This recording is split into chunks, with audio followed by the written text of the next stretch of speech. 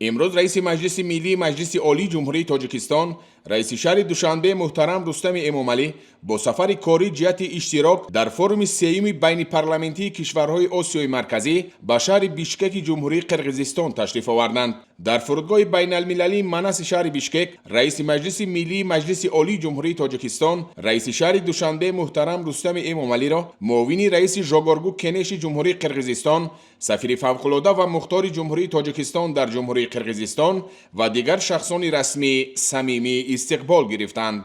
در شهر بیشکک رئیس مجلس ملی مجلس عالی جمهوری تاجیکستان رئیس شهر دوشنبه محترم رستم امامعلی در فروم سیوم بین پارلمانتی کشورهای آسیای مرکزی اشتراک و سخنرانی نمودند. مورد به ذکر است که ماه ایول سال 2022 ضمن واخوری چهارم مشورتی سران دولت‌های آسیای مرکزی با مقصد تحکیم همکاری عملی مقامات نمایندگی و قانونگذار کشورهای آسیای مرکزی و رشد منبعی رابطه‌های متقابل منطقوی و شریکی استراتژی برگزاری فروم بین پارلمانتی کشورهای آسیای مرکزی به موافقه رسیده بود. فروم‌های قبلی در شهر ترکستان جمهوری قزاقستان و شهر خیوه جمهوری ازبکستان دایر گردیده با تحکیم همکاری بین پارلمانتی و توسعه مکالمه منطقوی مساعدت نمودند. ضمن سخنرانی محترم رستم امامعلی ذکر نمودند که برگزاری منتظم فروم مذکور نشانه احترام به ارزش‌های همگرایی منطقوی و افاده تلاش استوار کشورهای منطقه در راه تحکیم اعتماد، مکالمه و همکاری بر نفع مردمان آسیای مرکزی میباشد.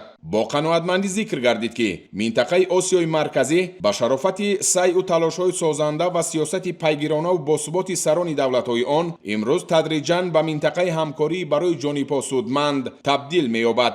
مهمتر آن است که از ثمره برقراری فضای صفتا نوی دوستی، همکاری و اعتماد در منطقه پیش از همه خلق‌های به هم دوست و برادر آسیای مرکزی بهره‌ور می‌گردند. در دایره روزنامه فروم اشتراکداران مسئله‌های مبرم همکاری تجارتی و اقتصادی، سرمایه‌گذاری، تنظیم مهاجرت مهنتی و رشد رقم‌کنونی اقتصادیات را مورد بررسی قرار دادند. از روی این مسئله‌ها در بخش‌های علاهیده فروم محاکمه‌های سودمند صورت گرفتند. با نتیجه‌گیری از کار جلسه شورا دکلراسیون بیشکک قبول کرده شد.